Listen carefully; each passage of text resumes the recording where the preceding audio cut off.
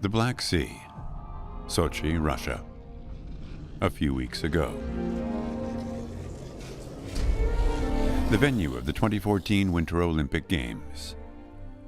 4 years later, the Olympic Arena is a memorial to the biggest sports fraud that has ever taken place at any Olympic Games.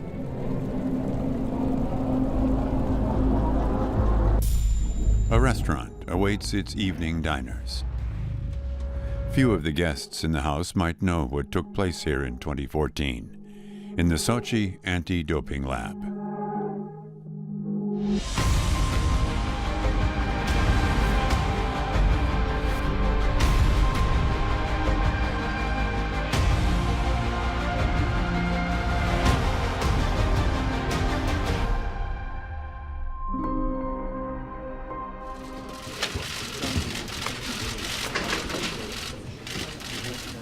Waiting for the Lord of the Rings. A report is about to be presented on state-sponsored doping in the biggest country in the world. On this day, we will bear witness to one of the most important decisions in sports history.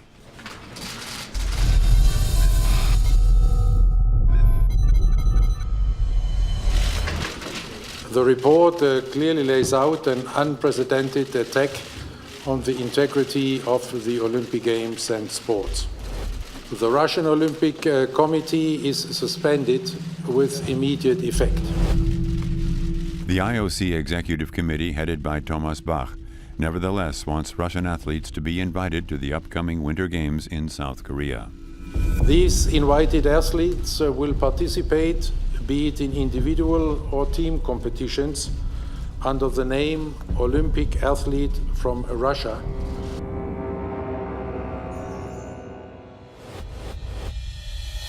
La Fédération de Russie. Russian Federation.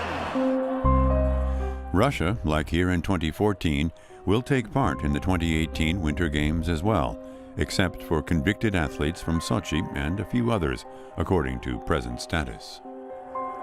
The difference, Russia without a flag this time, and without an anthem. This is the IOC's decision. Is this really the last word in one of the biggest sports scandals in history? Is that what these two men wanted, IOC President Thomas Bach and Russian President Vladimir Putin? Russia and state-sponsored doping. A story about lies and deals, people who cheat and those who are cheated on. I want to know, who really pulled the strings? Who were the cheats? I've been looking into this topic since 2013. Those were the days when Thomas Bach was lulling the world of sports into a false sense of security. We can clearly say that both as regards to quantity as well as quality, this will be the toughest anti-doping program we have ever had in the Olympic Games. At the anti-doping lab, however, few cheaters were caught. Quite the opposite. Cheaters became winners, and urine samples of Russian dopers were switched. Operation Sochi ran like clockwork.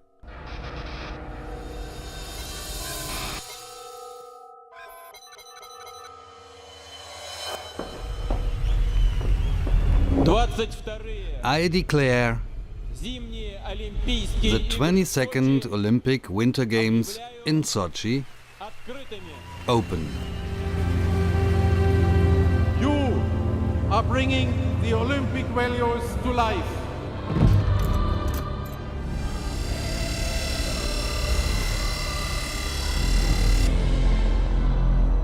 Respect the rules, play fair, be clean.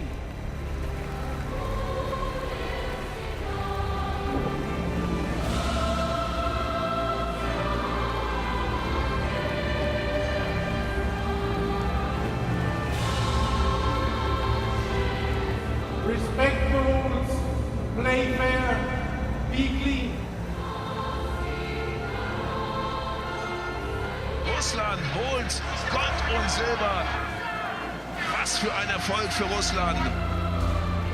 I would like to thank the President of the Russian Federation, Mr. Vladimir Putin. Number 1 in the ranking of nations. Putin's triumph.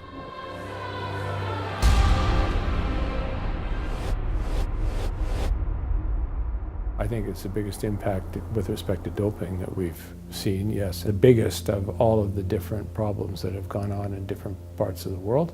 I'm thinking now like Balco in the United States, the GDR, Major League Baseball inquiry into steroids, etc. And I think it's also one of the biggest impacts that we've seen with respect to athletes.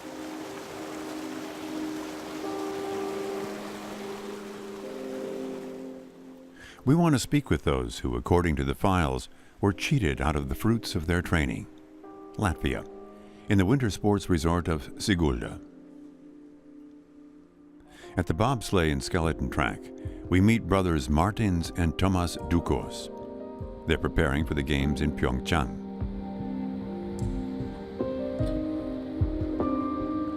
A family project, Father Dainis tells us he's the national coach. In Sochi, the Latvians lost against a Russian who has now been charged with state-sponsored doping due to incriminating documents. Once, Martins Dukos trained with him and others on this track. Of course, it's painful because I grew up, they started here to train these guys, and I couldn't actually in the beginning believe that. And they told me how you can trust in this, all this, what's written and so on. But I said to them, why should I trust you? I'm in this sports 20 years, ruining my body, trying to reach some results. In my eyes, it totally ruined the Olympic passion, spirit and everything. Dukos claims he has never doped. He remembers well how the Russian Tretyakov beat him in Sochi. Tretyakov was disqualified by the IOC, but has filed a lawsuit. In any case, Dukos wonders, what value would a gold medal have now, years later? We're just robbed. As I said, this feeling is stolen already. If any answer will come after years, who cares about it? Nobody.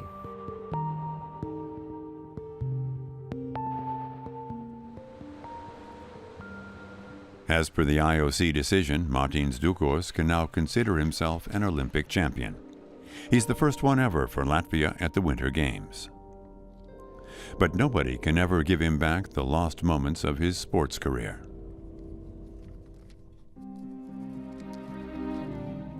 The Latvian is one of many. In the course of journalistic research and the work of the anti-doping investigators, thousands of pieces of evidence have come to light. Records, secret emails, witness statements. What becomes clear is that thousands of athletes worldwide lost medals and titles, prize money and better placements because of Russian state-sanctioned doping. Far beyond Sochi, Moscow wanted to destroy all of this evidence. Einige Scheiße versteckt sie sofort. Alle E-Mails löschen. Wir hätten sie letztes Jahr killen sollen. Die lässt uns auffliegen. 4-mal so hoch wie der Grenzwert. Wie zur Hölle dopen sie? Das ist eine Bombe unter dem Labor. Ist alles unter Kontrolle? Die sind verrückt. Wo nehmen wir den Urin bei diesem Mädel ab? Die Wada beobachtet uns. Hier herrscht Chaos. Alle E-Mails löschen. Das unter 23-Team. Wir haben keine Angst mehr. Eine Ohrfeige. Fußball, nicht anfassen. Most of the documents came from him, Grigory Rodchenkov, once the director of the Moscow Doping Control Lab. In Russia, they claim it was the lab director who was responsible for the fraud. I've known Rodchenkov for several years. He was an inside source for me for a long time.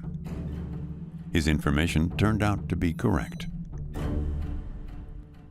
Once his involvement in doping became clearer in the course of the research I and others did, the contact broke off. Investigations by the World Anti-Doping Agency followed. In Russia, colleagues of Rodchenkov's died suddenly. He fled to the U.S. He came clean to the FBI and in a documentary. Does Russia have a systematic statewide doping system in place to cheat the Olympics? Yes. Were you the mastermind of a statewide system that cheated the Olympics? Of course.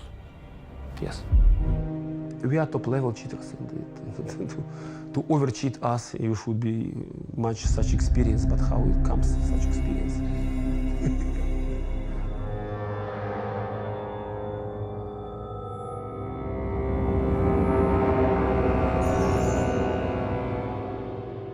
President Putin said again and again in the last 2 years that Rodchenkov was untrustworthy. There never was any state-sponsored doping. In Russia, we have never had state-sanctioned doping. We don't have it now, and hopefully we never will. What do you say about Rodchenkov? What drugs have you given him for him to claim such things? It's just ridiculous. In November 2017, a highly placed sports official spoke out on state radio, Leonid Tergachev. А Родченкова просто нужно за неправду расстрелять, как Сталин бы сделал. The man saying this is the honorary president of the Russian Olympic Committee.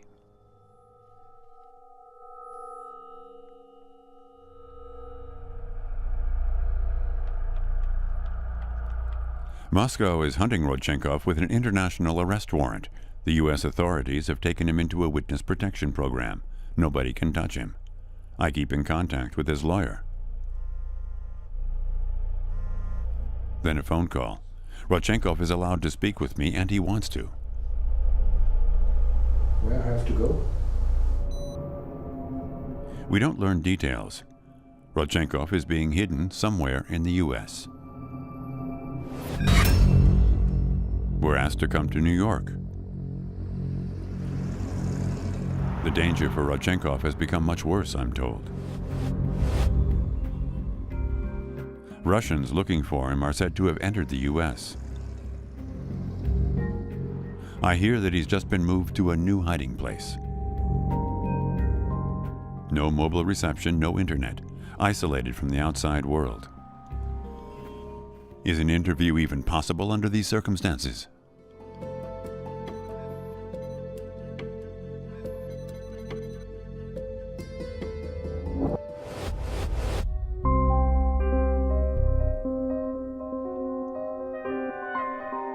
Waiting in a conference room. Rodchenkov must not leave his hiding place. But for us, they provide an audio connection to Russia's current public enemy #1. Hello? Hello? Is it Gregory? Yes, I am here. I have no doubt. The voice, the accent, it's Grigory Rodchenkov. We begin the interview. How do you feel personally after all the threats towards your person? I enjoy each new day that I am alive and that I am doing my favorite things. How I could estimate whether I am safe or not? If somebody like professional killer is nearby, you cannot estimate. A few months ago, we received a document. It supposedly comes from the investigation files. I want to speak with Rodchenkov about that. It solidifies the suspicion that Russia had established state-sanctioned doping a long time before Sochi 2014. Rodchenkov confirms the highly explosive contents of the document. This is what it's about. 2008, Beijing Doping Control Protocol and Scheme. Doping scheme was developed on the basis of everyday practice under control of Moscow Anti-Doping Center. High-quality anabolics. EPO was used in high doses, series of injections of recombinant human growth hormone, insulin and insulin-like growth factor. Athletes were protected from doping control by wide-scale urine substitution. Urine for substitution came from other athletes or coach. 2012 London Doping Control Protocol and Scheme. The doping scheme was distributed among medal candidate athletes who were listed in state-approved group. Anabolics were dissolved in whiskey or vermouth martini for faster eluding. based on series of injections of new peptides.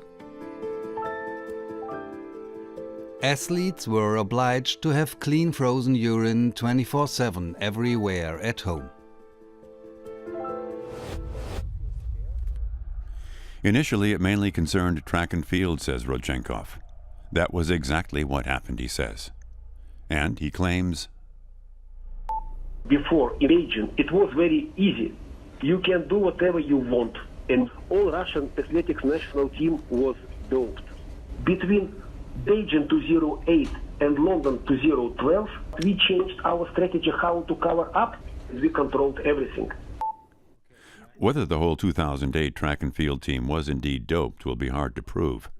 For Sochi, says Rodchenkov, state-sanctioned doping was perfected, including the exchange of urine samples for Russia's medal hopefuls. And Rodchenkov reports who organized it, the FSB, the Federal Security Service.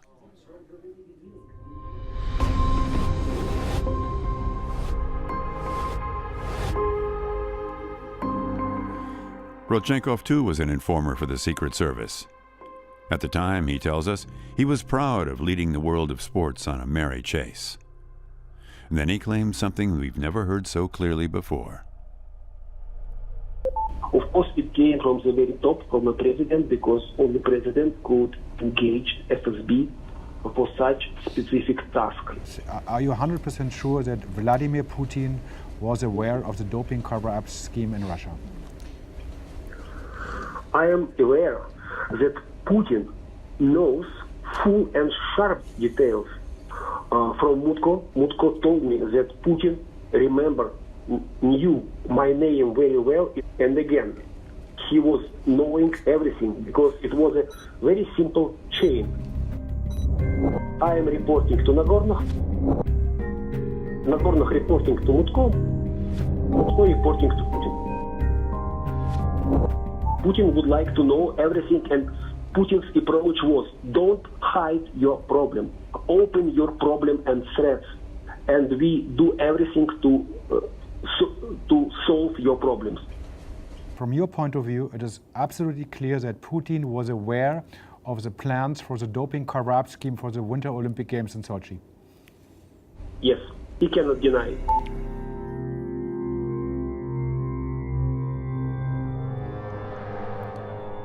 Did he order the doping fraud?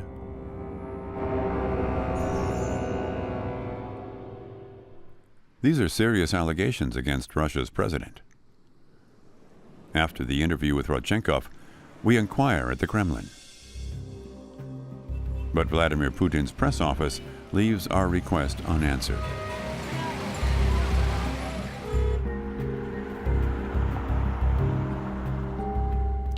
The IOC explains that a committee it had appointed had not found any evidence of Putin's complicity. Since 2013, the German Thomas Bach has been the head of this organization.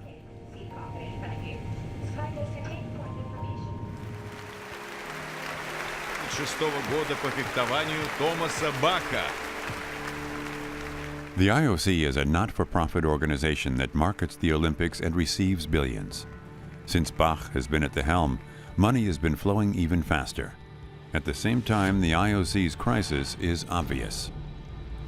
Suspicion of corruption and vote buying. Olympics officials under scrutiny worldwide. Olympic Games, cities ruined, billions lost in costs. Olympic applications, cities are quitting by the dozens.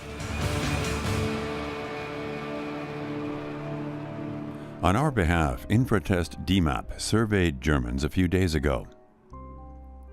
What does the Olympic movement stand for? For fair play and clean sports? Or rather for doping and corruption? 34% of Germans say it's about fair play and clean sports. 58% say it stands for doping and corruption. 4% think both. And 4% did not respond.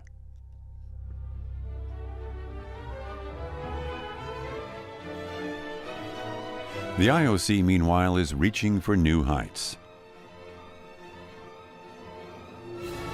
It's building a palace, a new head office costing many millions by Lake Geneva in Lausanne.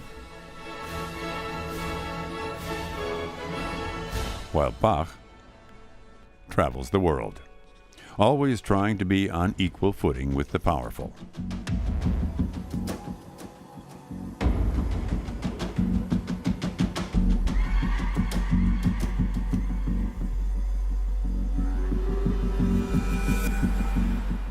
Lausanne is the capital of the Olympic movement. I've met many IOC staff here for confidential conversations.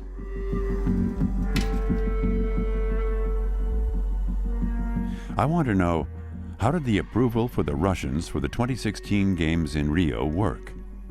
Was it really only clean athletes who ran?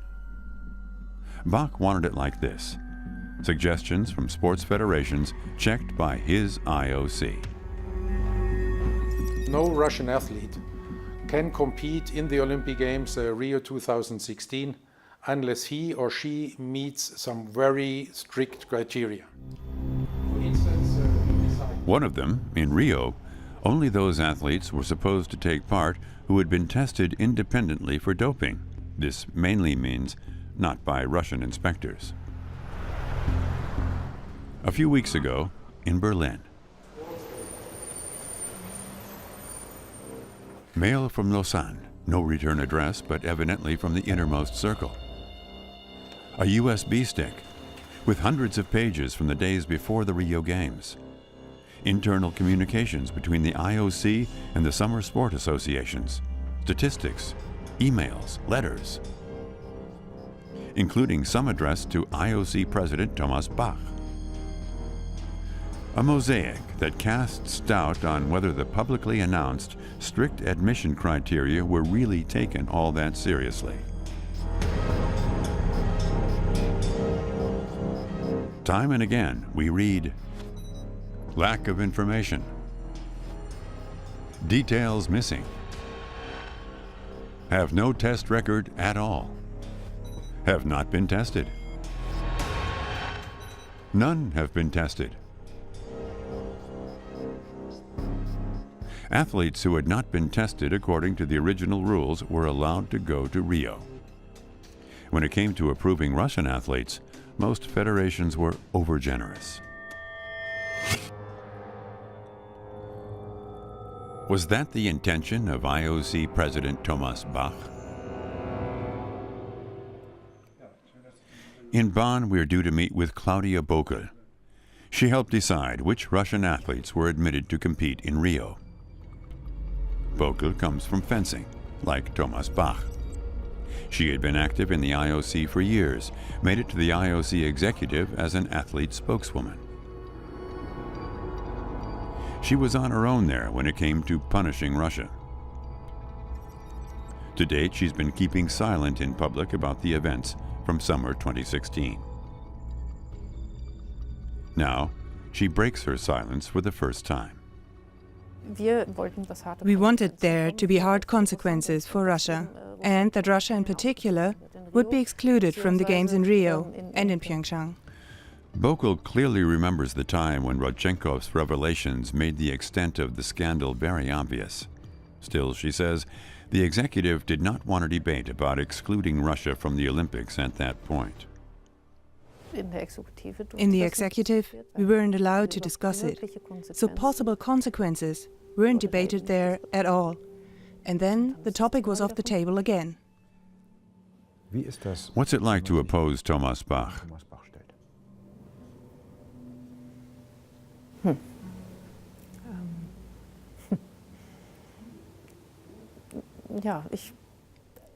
Well, I never really decide to be for or against a person, but for or against an issue, whether that's the IOC president or whoever. If someone convinces me of the opposite, I'm fine with that. But when the discussion isn't allowed, I always find that difficult.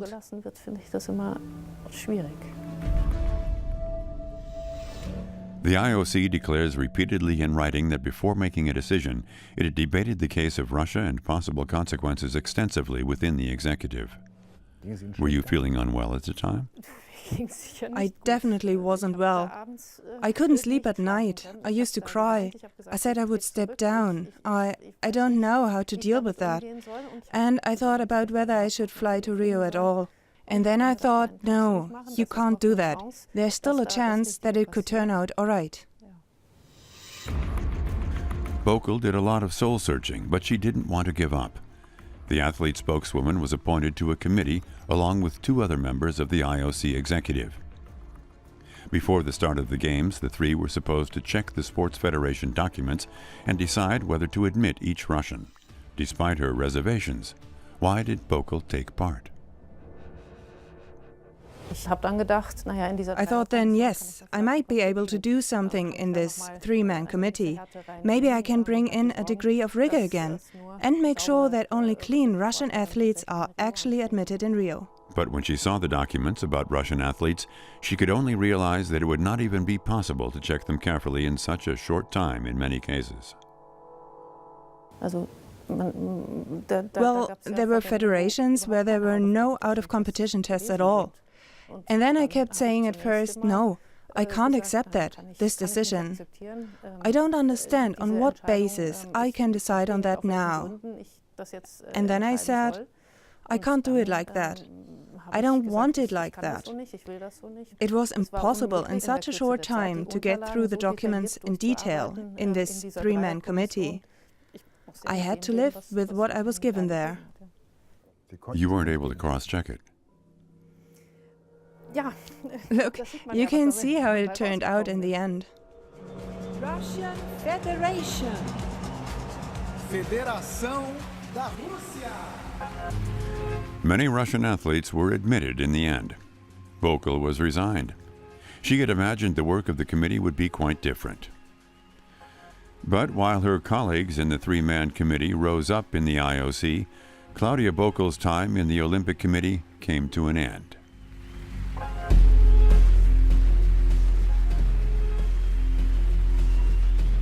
The ARD doping editorial team requested an interview with Thomas Bach for this film.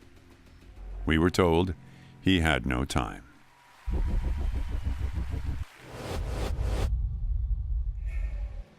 Montreal. I have an appointment with the longest-standing IOC member.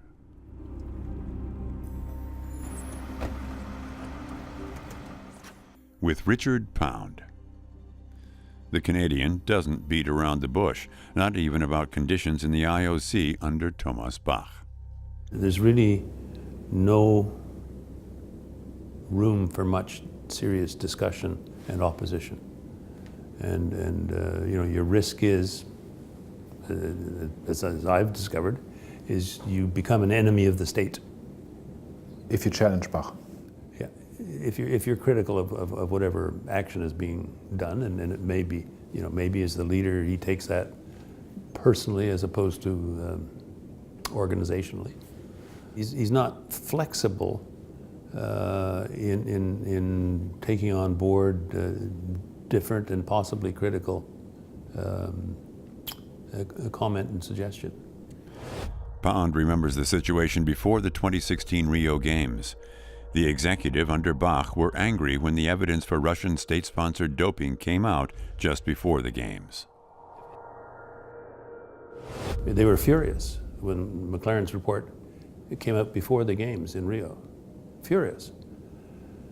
Said, you should have waited. Can you imagine what would have happened if that information was known and not disclosed before the Games? Everybody would say, well, you knew this, why didn't you tell us? We sent a written query about this to the IOC. They tell us that any claims that they had tried to hold the report back were absolutely false. Pound is sure, if the scandal didn't affect Russia, it would have been dealt with quite differently. Well, I think if this had happened, all of these activities had happened in Guatemala, you know what the answer would be. Guatemala would be out. There's no question about it. Preferential treatment for Russia? This is something Pound is now worried about too, ahead of the Games in Pyeongchang, and he protests vigorously against it in a letter to Thomas Bach. Does Russia have a special status in the IOC? In Frankfurt, we're going to speak with someone who himself is a piece of sports history. Walter Tröger, aged 88. For a long time, he was in a position of power at the IOC as well, and is an honorary member, a long-running companion of Thomas Bach. But they did not get on well. Those who pull the doping strings in Moscow, he thinks, should receive harsher punishment from the IOC. Das System ist verbrecherisch. The system is criminal. The system has done things and forced its athletes, which is who I care about, to submit to it, of their free will or under duress. And the system must be punished. But for whatever reason, Russia has an incredible number of representatives in the international federations, federation presidents and others. And that has to do with money, of course. Nobody in Europe can do it and replicate it. So Russia plays a role, and the network is very tight in all areas of sports, and of course they make use of it. And Bach will notice that too. And in the end, sports also has a lot to do with politics. Tröger is clearing out his office, moving out. 6 decades of life as an official packed in boxes. Bach plays the key role in the whole Russia story. He prepares these things carefully, in one-on-one meetings as well, so that he can pretty much assume that he'll get through. He won't walk into that trap. But it was really kowtowing to the Russians and to Putin.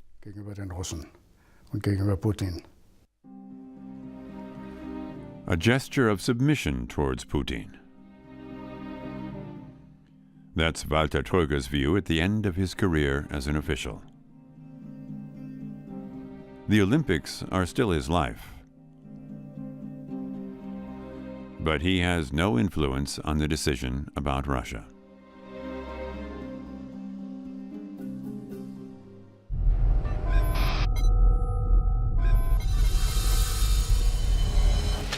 And that has led to the temporarily final act 2 months before the Winter Games in Pyeongchang.